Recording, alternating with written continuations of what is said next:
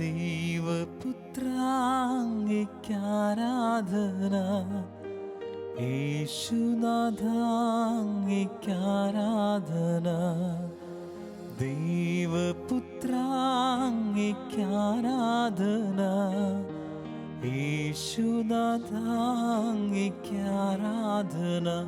തിരുസന്നിധിയിൽ ഇന്നു വന്നിടുവാൻ കൃപ നൽകിയത് അങ്ങേക്കാരാധന. തിരുസന്നിധിയിൽ ഇന്നു വന്നിടുവാൻ കൃപ നൽകിയത് അങ്ങേക്കാരാധന. ഹോശാന ഹല്ലേലൂയ, ഹോശാന ഹല്ലേലൂയ, ഹോശാന ഹല്ലേലൂയ, ഹോശാന ഹല്ലേലൂയ, ഹോശാന ഹല്ലേലൂയ, ഹോശാന ഹല്ലേലൂയ. ഓ കർത്താവായ ഈശോയെ, അവിടുന്ന് സ്വർഗത്തിൽ മഹിമ പ്രതാപത്തോടുകൂടി എഴുന്നള്ളിയിരിക്കുന്നു. സൂര്യനേക്കാൾ 10,000 മടങ്ങ് ശോഭ അവിടുത്തെ കണ്ണുകൾക്കുണ്ട്. അതുകൊണ്ട് അവിടുത്തെ മുഖത്തേക്ക് നോക്കാൻ സാധിക്കാതെ മാലാഖമാർ സാഷ്ടാംഗം വീണ് കിടന്ന് ചിറകുകൾ കൊണ്ട് മുഖം മറച്ച് ആമേൻ ഹല്ലേലൂയ പരിശുദ്ധൻ എന്ന് പാടി അവിടുത്തെ എപ്പോഴും സ്തുതിച്ചു കൊണ്ടിരിക്കുന്നു. അങ്ങനെ സ്വർഗത്തിൽ മഹിമയുടെ സിംഹാസനത്തിൽ മാലാഖമാരുടെയും വിശുദ്ധരുടെയും സ്തുതിഗീതങ്ങൾ വസിക്കുന്ന ദൈവമേ, അവിടുന്ന് എൻ്റെ മുമ്പിൽ എല്ലാ മഹത്വവും മറച്ചു വെച്ച് മനുഷ്യരൂപം പോലും നഷ്ടപ്പെടുത്തി നിർജീവമായ അപ്പത്തിൻ്റെ രൂപത്തിൽ എൻ്റെ മുമ്പിൽ ഇപ്പോൾ സന്നിഹിതനായിരിക്കുന്നുവല്ലോ. എങ്കിലും വിശ്വാസത്തിൻ്റെ കണ്ണുകൾ കൊണ്ട് ഞാൻ അങ്ങയെ കണ്ടുകൊണ്ട് അങ്ങയെ സ്തുതിക്കുന്നു, ആരാധിക്കുന്നു. ഞാൻ അവിടത്തേക്ക് ഹല്ലേലൂയ പറയുന്നു, പാടുന്നു. കർത്താവേ, എൻ്റെ സ്തുതികൾ മാലാഖമാരുടെയും വിശുദ്ധരുടെയും കീർത്തനങ്ങളോട് ചേർത്ത് അവിടുന്ന് സ്വീകരിക്കണമേ എന്ന് പ്രാർത്ഥിക്കുന്നു. ഇന്ന് അശുദ്ധമായ അധരത്തോടുകൂടി അശുദ്ധമായ അധരങ്ങൾ ഉള്ളവരോട് ചേർന്ന് ഞാൻ അങ്ങയെ സ്തുതിക്കുകയും ആരാധിക്കുകയും ചെയ്യുന്നു. കർത്താവേ, ഒരിക്കൽ സ്വർഗത്തിൽ സകല മാലാഖമാരോടും വിശുദ്ധരോടും ചേർന്ന് നിത്യമായ ഓശാന ഗീതത്തിൽ പങ്കെടുക്കുവാൻ, ഹല്ലേലൂയ ഗീതത്തിൽ പങ്കെടുക്കുവാൻ എനിക്കും ഞാനുമായി ബന്ധപ്പെട്ട എല്ലാവർക്കും അനുഗ്രഹം ലഭിക്കട്ടെ എന്ന് ഞങ്ങൾ പ്രാർത്ഥിക്കുന്നു. കർത്താവേ, ഇന്ന് മാലാഖമാരും വിശുദ്ധരോടും ചേർന്ന് ഈ ഭൂമിയിൽ വെച്ച് അങ്ങയെ മഹത്വപ്പെടുത്തുന്ന എല്ലാവരോടും ചേർന്ന് ഞാനും അങ്ങയെ സ്തുതിച്ച് ആരാധിച്ച് മഹത്വപ്പെടുത്തുന്നു. മാലാഖമാർ പാടിടും ആരാധന, വിശുദ്ധന്മാർ വാഴ്ത്തിടും ആരാധന. ആവർത്തിച്ച് പാടാം. മാലാഖമാർ പാടിടും ആരാധന, വിശുദ്ധന്മാർ വാഴ്ത്തിടും ആരാധന. എൻ്റെ മാർഗമവൻ, എൻ്റെ സത്യമവൻ, എൻ്റെ എല്ലാം അവൻ, അവൻ ആരാധന. എൻ്റെ മാർഗമവൻ, എൻ്റെ സത്യമവൻ, എൻ്റെ എല്ലാം അവൻ, അവൻ ആരാധന. കർത്താവേ, ഉള്ളിൽ ആഗ്രഹമുണ്ടായിട്ടും ഒരുപക്ഷെ അങ്ങയെ ഒന്ന് സ്തുതിക്കുവാൻ, ആരാധിക്കുവാൻ, ഒരു ഹല്ലേലൂയ പറയാൻ പറ്റാത്ത അവസ്ഥയിലാണ് ഞാൻ.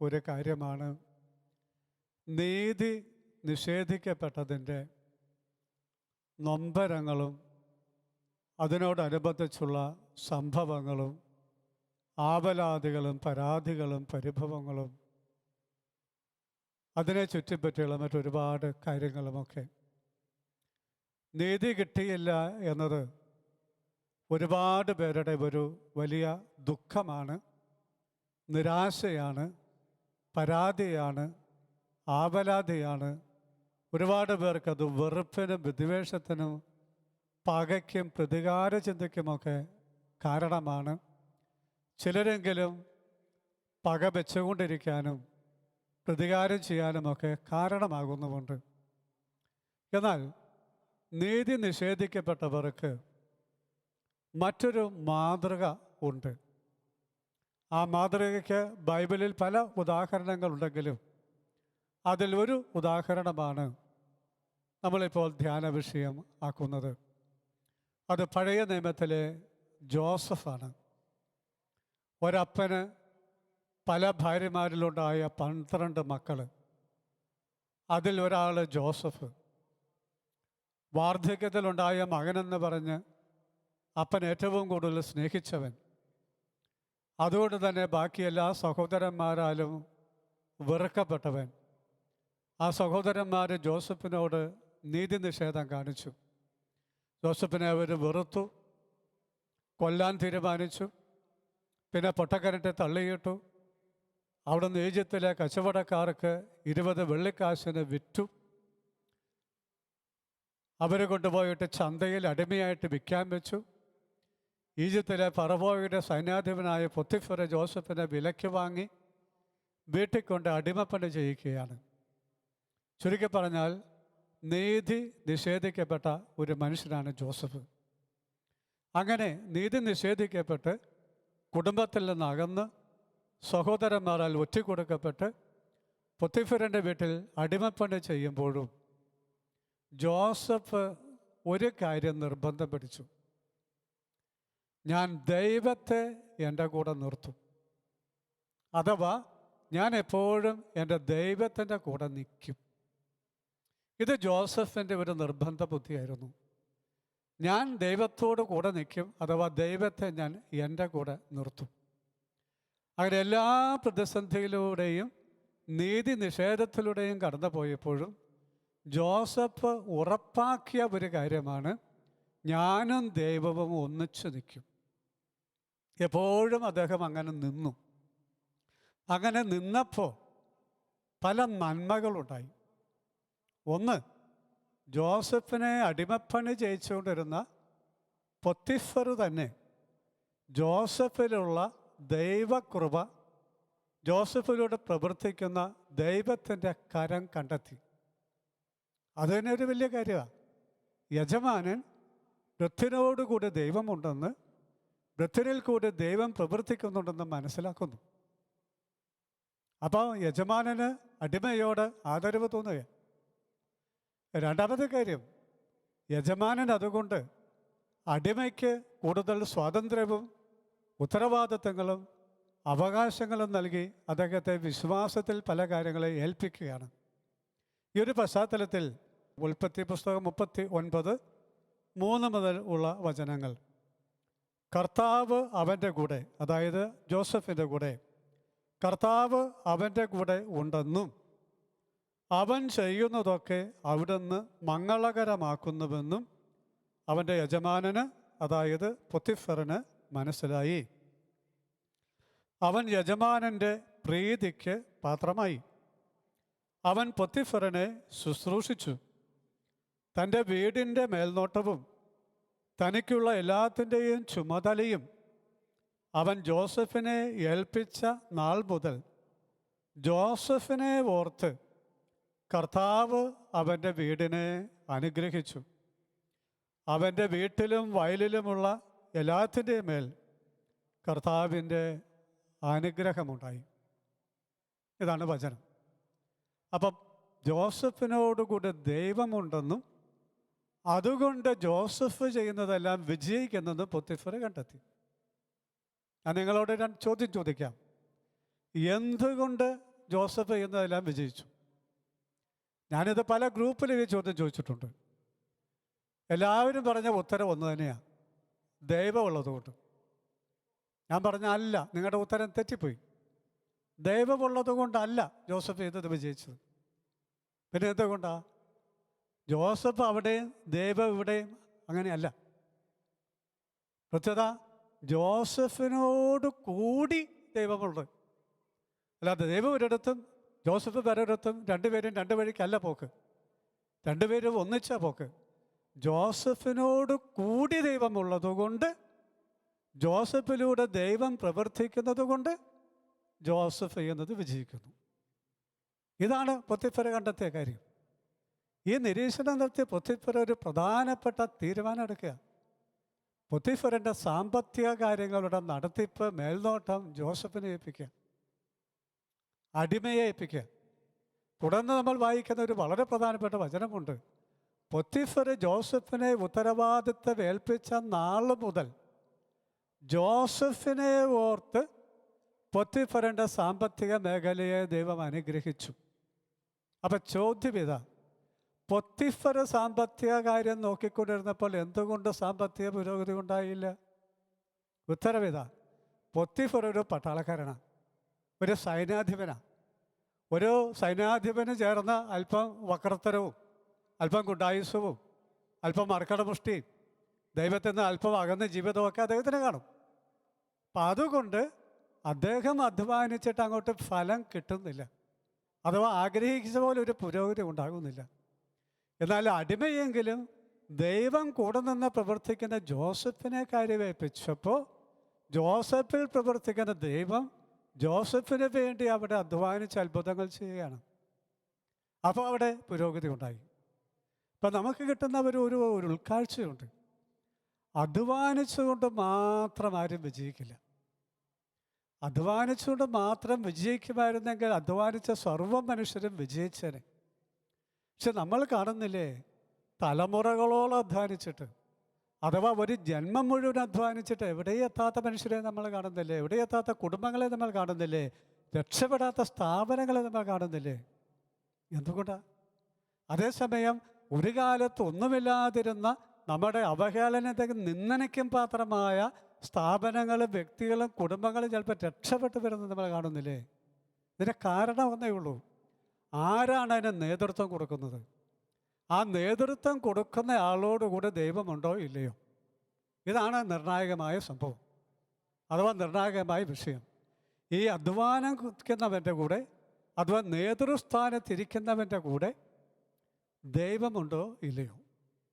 അവൻ ദൈവത്തെ കൂടെ നിർത്തി, അവൾ ദൈവത്തെ കൂടെ നിർത്തി അധ്വാനിക്കുകയാണെങ്കിൽ അവൻ്റെ അഥവാ അവളുടെ കൂടെ പ്രവർത്തിക്കുന്ന ദൈവം അവൻ്റെ അധ്വാനത്തെ ആശീർവദിച്ച് വിജയിപ്പിച്ച് ഒരു ഐശ്വര്യമുണ്ടാക്കും. തിരിച്ച് ദൈവം കൂടെയില്ലാത്ത ആൾ അധ്വാനിച്ചാൽ ആ അധ്വാനത്തിൻ്റെ മേൽ ദൈവാനുഗ്രഹം കുറയും. അതുകൊണ്ട് തന്നെ ഇവിടെ ഐശ്വര്യവും പുരോഗതിയും കുറയും. നമ്മൾ നോക്കിയാൽ കാണാം, പല സ്ഥാപനങ്ങളും നിങ്ങൾ നോക്കിക്കോ, പല കുടുംബങ്ങളും നിങ്ങൾ നോക്കിക്കോ. ചില സ്ഥാപനത്തിൽ ചില ആളുകൾ ചുമതലയേറ്റാൽ ആ സ്ഥാപനം അധപ്പതിച്ച് കുത്തുപാളയെടുക്കും. അവിടെ പ്രശ്നങ്ങൾ ഇഷ്ടം പോലെ ഉണ്ടാകും. എന്നാൽ അതേ സ്ഥാപനത്തിലേക്ക് ആ ആൾ മാറി വേറൊരാൾ വരട്ടെ, ദൈവം കൂടെയുള്ള ഒരാൾ വരട്ടെ, അവിടെ എപ്പോഴേ പ്രശ്നങ്ങൾ തീരുകയാണ്. പുതിയ ഒരു സമാധാനം അവിടെ ഉണ്ടാകുക, പുതിയൊരു അന്തരീക്ഷം അവിടെ ഉണ്ടാവുകയാണ്. അവിടെ മെല്ലെ മെല്ലെ പുരോഗതി, ഐശ്വര്യം ഉണ്ടാവുകയാണ്. ഇത് ഒരുപാട് സ്ഥാപനങ്ങളുടെ ചരിത്രം പരിശോധിച്ച് നമുക്ക് കാണാം. അതുപോലെ കുടുംബങ്ങളുടെ ചരിത്രം പരിശോധിച്ചാൽ കാണാം. നമ്മൾ കാണാറില്ല, ചില ദൂർത്തായി ജീവിച്ച, പാപത്തിൽ മുഴുകി ജീവിച്ച ചില കുടുംബനാഥന്മാർ എവിടെയെങ്കിലും പോയി നല്ലൊരു ധ്യാനമൊക്കെ കൂടി, നല്ലൊരു കുംഭസാരമൊക്കെ നടത്തി, ദൈവത്തോടൊന്ന് അടുത്ത് ദൈവകൃപയിൽ ജീവിച്ചുകൊണ്ട് അധ്വാനിക്കാൻ തുടങ്ങിയപ്പോൾ തകർന്നു കിടന്ന് എത്രയോ കുടുംബങ്ങളാണ് രക്ഷപ്പെട്ടു വന്നത്. എത്ര കുടുംബങ്ങളാണ് രക്ഷപ്പെട്ടു വന്നത്. അതുപോലെ നമ്മുടെ എത്രയോ ആശുപത്രികൾ, വിദ്യാഭ്യാസ സ്ഥാപനങ്ങൾ, മറ്റു പല സ്ഥാപനങ്ങളിലും ചരിത്രം പരിശോധിക്കുക. ഒന്നെങ്കിൽ അത് അധപ്പതിക്കുന്നു, അല്ലെങ്കിൽ അത് രക്ഷപ്പെടുന്നു. ഒരു പ്രധാന കാരണം അതിൻ്റെ നേതൃസ്ഥാനത്തിരിക്കുന്ന ആളുടെ കൂടെ ദൈവമുണ്ടോ ഇല്ലയോ എന്നുള്ളതാണ്. ഇപ്പം ഞാൻ പറഞ്ഞത്, നമ്മൾ അധ്വാനിച്ചുകൊണ്ട് മാത്രം കാര്യമില്ല. ഞാൻ പലപ്പോഴും പറയുന്ന ഒരു ഇക്വേഷനുണ്ട്. അധ്വാനം പ്ലസ് ദൈവാനുഗ്രഹം സമം ജീവിത വിജയം. അധ്വാനത്തെ ദൈവം ആശീർവദിച്ച് അനുഗ്രഹിക്കുമ്പോഴാണ് വിജയം. നമുക്ക് അതുകൊണ്ട് ദൈവത്തെ കുറച്ചുകൂടി കൂട്ടത്ത് നിർത്തി അധ്വാനിക്കാം. നീതി നിഷേധിക്കട്ടെന്നേ സാരമില്ല, മറ്റുള്ളവരുടെ അനീതി കാണിക്കട്ടെന്നേ സാരമില്ല. ആ അനീതിയെ അതിലംഘിക്കുന്ന ദൈവാനുഗ്രഹം കർത്താവ് കൂടെ നിന്ന് നമുക്ക് തന്നാൽ മതി. നമുക്ക് ഈശോയുടെ മുഖത്തേക്ക് തിരിയാം, ഈശോയുടെ നേരെ തിരിയാം. ഈ ഈശോയും മനുഷ്യമായി നമ്മൾ ചിന്തിച്ചാൽ നീതി നിഷേധിക്കപ്പെട്ടവനാണ്. കുരിശേ കിടക്കുമ്പോൾ പോലും നിന്ദനം ഏറ്റുവാങ്ങിയവനാ. മറ്റുള്ളവർക്ക് കുരിശേ തറച്ച ബാക്കി എല്ലാവർക്കും കൊടുത്തുന്ന ചൊറുക്ക പോലും നിഷേധിക്കപ്പെട്ടവനാ. ശരിയായ ഒരു വിചാരണയും വിധിയും പോലും ഉണ്ടായില്ല. ഈ മനുഷ്യനിൽ ഞാൻ തെറ്റൊന്നും കാണുന്നില്ല എന്ന് പറഞ്ഞവൻ തന്നെയാണ് കൊലയ്ക്ക് വിധിച്ചത്. അപ്പം നമുക്ക് നിഷേധിക്കപ്പെട്ട നീതി, അത് നമ്മളിലുണ്ടാക്കിയ വിഷമങ്ങൾ, അത് നമുക്കുണ്ടായ തകർച്ചകൾ എല്ലാം ഈ ഈശോയ്ക്ക് മനസ്സിലാവും. എല്ലാം ഈശോയ്ക്ക് മനസ്സിലാവും. ഇവിടെ നമ്മളാരെങ്കിലും നീതി നിഷേധിക്കപ്പെടുന്നതിൻ്റെ പേരിൽ മനസ്സ് നിരാശ പിടിച്ചോ, സങ്കടം പിടിച്ചോ, മറ്റുള്ളവരുടെ വെറുപ്പ് വെച്ചുകൊണ്ടോ, പകയോ പ്രതികാര ചിന്തയോ വെച്ചുകൊണ്ടോ ജീവിക്കുന്നുണ്ടെങ്കിൽ നമുക്കതെല്ലാം അവിടെ ഈശോയ്ക്ക് സമർപ്പിക്കാം. കാരണം നമ്മുടെ വാശി കൊണ്ട് നമ്മൾ വിജയിക്കില്ല, നമ്മുടെ വെറുപ്പ് കൊണ്ട് നമ്മൾ വിജയിക്കില്ല, നമ്മുടെ നിർവികാരത കൊണ്ട് നമ്മൾ വിജയിക്കില്ല, പകരം വീട്ടാനുള്ള പ്രവണത കൊണ്ട് നമ്മൾ വിജയിക്കില്ല, പകരം വീട്ടിയാലും നമ്മൾ വിജയിക്കത്തില്ല. എന്നാൽ നമ്മുടെ ദൈവമായ കർത്താവ് നമ്മുടെ കൂടെ നിന്ന് അധ്വാനിച്ചാൽ അവിടെ നമുക്ക് വിജയം ഉണ്ടാകും. അതുകൊണ്ട് നിഷേധിക്കപ്പെട്ട നീതിയിലേക്ക് നമുക്ക് നോക്കണ്ട, നീതി നിഷേധിച്ച വ്യക്തികളിലേക്ക് നമ്മൾ നോക്കണ്ട. ഈ നിഷേധിക്കപ്പെട്ട നീതിക്ക് പകരമായി അനുഗ്രഹിച്ച് ഉയർത്തുവാൻ, കൂടെ നിന്ന് അധ്വാനിക്കാൻ, വിജയിപ്പിക്കുവാൻ കഴിയുന്ന ഒരു കർത്താവ് നമുക്കുണ്ട്, ഒരു ദൈവം നമുക്കുണ്ട്. ആ ദൈവമാണ് ഈ അൾത്താരയിൽ ഇരിക്കുന്നത്. അകലെയോ അടുത്തോ ഇരുന്നു കൊണ്ട് നമ്മൾ അവൻ്റെ മുമ്പിലാണ്. ദൂരം കൊണ്ട് നമ്മൾ അകലെയാണെങ്കിലും ഹൃദയം കൊണ്ട്, മനസ്സുകൊണ്ട്, പ്രാർത്ഥന കൊണ്ട് നമ്മളെല്ലാവരും അവൻ്റെ മുമ്പിലാണ്, അവൻ്റെ അടുത്താണ്, അവനോട് ചേർന്നിട്ടാണ്. നമുക്കവനോട് പ്രാർത്ഥിക്കാം. കർത്താവേ, നീ നിഷേധിക്കപ്പെട്ടതിൻ്റെ നൊമ്പരങ്ങൾ എൻ്റെ മനസ്സിലുണ്ട്, വിഷമങ്ങൾ എൻ്റെ മനസ്സിലുണ്ട്, ആവലാതികൾ എൻ്റെ മനസ്സിലുണ്ട്, അതുണ്ടാക്കിയ വലിയ നിർവികാരത എൻ്റെ മനസ്സിലുണ്ട്. എനിക്ക് നല്ലൊരു തുടക്കം പോലും അതുകൊണ്ട് ജീവിതത്തിൽ കിട്ടിയില്ല. ഉണ്ടാകാവുന്ന വളർച്ചയും പുരോഗതിയും പോലും അതുപോലെ എനിക്ക് നഷ്ടപ്പെട്ടു. കുറേ കാലം ഞാൻ നിർവികാരതയിലും വെറുപ്പിലും വാശിയിലും വൈരാഗ്യത്തിലൊക്കെ പോയി. കർത്താവേ, എനിക്കൊരു പുതിയ തിരിച്ചറിവ് നൽകണമേ, ഒരു പുതിയ ഉൾക്കാഴ്ച എനിക്ക് തരണമേ, എൻ്റെ ആന്തരിക കണ്ണുകളെ ഒന്ന് തുറന്നു തരണമേ. നിന്റെ അനുഗ്രഹമാണ് പ്രധാനം. വാശിയും വൈരാഗ്യം നിർവികാരതൊന്നും ഗുണം ചെയ്യത്തില്ല. ആരെന്ത് നീതികേട് കാണിച്ചാലും സാരമില്ല, നീ എന്നെ അനുഗ്രഹിച്ചാൽ എനിക്കത് മതി. ഞാൻ ഐശ്വര്യപ്പെടും, ഞാൻ പുരോഗതി പ്രാപിക്കും എന്ന് ഒരു ഉന്നതമായ ആഴമുള്ള ഒരു ബോധ്യം എനിക്ക് തരണമേ എന്ന് നമുക്ക് ഈശോയുടെ അടുത്ത് പ്രാർത്ഥിക്കാം. നമ്മുടെ എല്ലാ സങ്കടങ്ങളെ, നീതി നിഷേധവുമായി ബന്ധപ്പെട്ട നമ്മുടെ എല്ലാ മാനസിക സമ്മർദ്ദങ്ങളെ ഈശോയുടെ മുമ്പിൽ സമർപ്പിച്ചുകൊണ്ട് ഈ ഗാനത്തോട് ചേർന്ന് നമുക്ക് പ്രാർത്ഥിക്കാം. യേശു മാത്രം മതി, യേശു മാത്രം മതി, യേശു മാത്രം മതി എനിക്ക്. ഓ കർത്താവേ, നിന്റെ കൂടെ ഉണ്ടെങ്കിൽ ഞാൻ വിജയിക്കും. ഞാൻ ഏറ്റു പറയുന്നു, യേശു മാത്രം മതി, യേശു മാത്രം മതി, യേശു മാത്രം മതി എനിക്ക്. കർത്താവേ, നീതി നിഷേധിക്കപ്പെട്ട പല വിഭാഗത്തിൽപ്പെട്ട ആളുകളെ ഞങ്ങൾ ഓർത്ത് പ്രാർത്ഥിക്കുകയാണ്. ഒരുപക്ഷെ കർത്താവ്, എൻ്റെ മനസ്സിൽ ഏറ്റവും ആദ്യം വരുന്നത് ഭർത്താക്കന്മാരാൽ നീതി നിഷേധിക്കപ്പെട്ട ഭാര്യമാരെയാണ്. ഇന്ന് മുതൽ മരണം വരെ സുഖത്തിലും ദുഃഖത്തിലും സമ്പത്തിലും ദാരിദ്ര്യത്തിലും ആരോഗ്യത്തിലും അനാരോഗ്യത്തിലെല്ലാം ഏക മനസ്സോടെ ജീവിക്കാമെന്ന് വാഗ്ദാനം ചെയ്ത് കല്യാണം കഴിച്ചു കൊണ്ടുപോയിട്ട് എത്രയോ ഭർത്താക്കന്മാരാണ് കർത്താവെ ഭാര്യമാർക്ക് അടിസ്ഥാന നീതി പോലും നിഷേധിച്ച് അവരെ ശാരീരികമായും മാനസികമായും ഒക്കെ പീഡിപ്പിക്കുകയും അവരെ സ്നേഹിക്കാതിരിക്കുകയും അവരിൽ നിന്ന് അകന്ന് ജീവിക്കുകയും വിവാഹമോചനം നേടി പോവുകയും കേസ് കൊടുക്കുകയും ഒക്കെ ചെയ്തിരിക്കുന്നത്. കർത്താവ്, എത്രയോ ഭാര്യമാരുടെ മനസ്സിൽ വലിയ പരാതികളും പരിഭവങ്ങളും നെടുവീർപ്പുകളും ആവലാതികളും സങ്കടങ്ങളുമുണ്ട്. കർത്താവ്, ഇവർക്കത് ആരോടും പറയാൻ പറ്റുന്നില്ല, ആരും ഇത് മനസ്സിലാക്കുന്നില്ല, മനസ്സിലാക്കേണ്ടവരത് മനസ്സിലാക്കുന്നില്ല. അപ്പോൾ കർത്താവെ, അങ്ങനെ നിധി നിഷേധിക്കപ്പെട്ട എല്ലാ ഭാര്യമാരുടെയും കണ്ണുനീരിനെ, നെടുവീർപ്പുകളെ തിരുമുമ്പിലേക്ക് ഉയർത്തിക്കൊണ്ട് പ്രാർത്ഥിക്കുന്നു. ആ നെടുവീർപ്പുകളെ ഏറ്റെടുക്കണമേ, ആ മുറിവുകളെ ഉണക്കണമേ, അവർക്ക് സൗഖ്യം നൽകണമേ. ആ കുടുംബ ബന്ധങ്ങളെ വീണ്ടും നീ സ്നേഹം കൊണ്ട് വിളക്കി ചേർക്കണമേ എന്ന് ഞങ്ങൾ പ്രാർത്ഥിക്കുന്നു. സൗഖ്യം നൽകണമേ, സൗഖ്യം നൽകണമേ, സൗഖ്യം നൽകണമേ മക്കൾക്ക്, സൗഖ്യം നൽകണമേ, സൗഖ്യം നൽകണമേ, സൗഖ്യം നൽകണമേ നിൻ മക്കൾക്ക്. അതുപോലെ ഭാര്യമാരാൽ നീതി നിഷേധിക്കപ്പെട്ട ഭർത്താക്കന്മാരുണ്ട്, വീട്ടിൽ യാതൊരു വിലയില്ലാത്തവരുണ്ട്, ഭാര്യയുടെ പീഡനങ്ങൾ ഏൽക്കേണ്ടി വരുന്നവരുണ്ട്, നിന്ദനങ്ങൾ ഏൽക്കേണ്ടി വരുന്നവരുണ്ട്, അവഹേളനങ്ങൾ ഏൽക്കേണ്ടി വരുന്നവരുണ്ട്. കർത്താവെ, ഭർത്താക്കന്മാർക്ക് വേണ്ടി ഞങ്ങൾ പ്രാർത്ഥിക്കുന്നു. അവർക്ക് നീതി നടത്തി കൊടുക്കണമേ എന്ന് പ്രാർത്ഥിക്കുന്നു.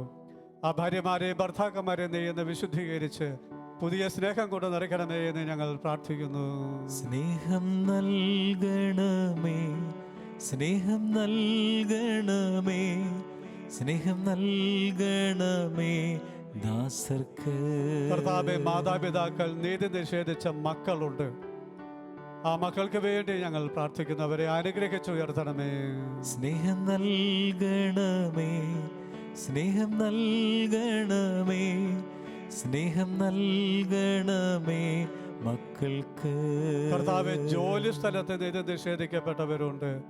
അർഹിക്കുന്ന അംഗീകാരമോ ആദരമോ പ്രൊമോഷനോ ശമ്പളമോ ഒക്കെ കിട്ടാതെ അവഹേളനങ്ങൾ സഹിച്ച് കഴിയുന്നവരുണ്ട്. കർത്താവെ, മക്കൾക്ക് വേണ്ടി ഞങ്ങൾ നിന്റെ മുമ്പിൽ നീതി നടത്തി കൊടുക്കണമേ എന്ന് പ്രാർത്ഥിക്കുന്നു. കൃപ നൽകണമേ, കൃപ നൽകണമേ, കൃപ നൽകണമേ മക്കൾക്ക്. കർത്താവെ, അധികാരികളുടെ ഭാഗത്തു നിന്ന് നീതി കിട്ടിയില്ല എന്ന് വിലപിക്കുന്ന ചുരുക്കം വൈദികരും ശിശേഷമൊക്കെ ഒരുപക്ഷെ ലോകത്തിൽ അവിടെ ഇവിടെയൊക്കെയുണ്ട്. അവരുടെ ഉൾക്കണ്ണുകൾ തുറക്കണമേ. ഒരു പുതിയ സമർപ്പണത്തിൻ്റെ മനസ്സ് അവർക്ക് നൽകണമേ. നിന്റെ സാന്നിധ്യമാണ്, നിന്റെ കൃപയാണ് ഏറ്റവും വലുതെന്നുള്ള ഒരു ബോധ്യം നൽകി അവരെ സൗഖ്യപ്പെടുത്തണമേ. നിന്റെ കൃപയാ നിറയ്ക്കണമേ എന്ന് ഞങ്ങൾ പ്രാർത്ഥിക്കുന്നു. കൃപ നൽകണമേ, കൃപ നൽകണമേ, കൃപ നൽകണമേ മക്കൾക്ക്. നമ്മുടെ മറ്റെല്ലാ നിയോഗങ്ങളും വേദനകളും സമർപ്പിക്കാം. കർത്താവെ, ആര് എന്ത് നിഷേധിച്ചാലും സാരമില്ല. നീ എൻ്റെ കൂടെ നിന്നാൽ മതി, നീ എന്നെ അനുഗ്രഹിച്ചാൽ മതി. അവിടെ ഇപ്പോൾ നിന്റെ ഒരു ആശീർവാദത്തിന് വേണ്ടി ഞാൻ തലകുനിക്കുകയാണ്. എനിക്ക് വേണ്ടി നീ എന്നെ ആശീർവദിച്ച് അനുഗ്രഹിക്കണമേ എന്ന് പ്രാർത്ഥിക്കുന്നു.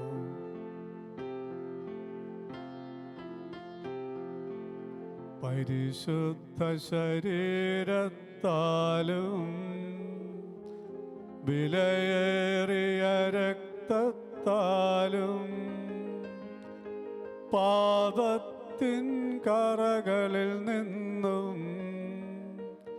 മർത്യനു നീ മോചനമേകി.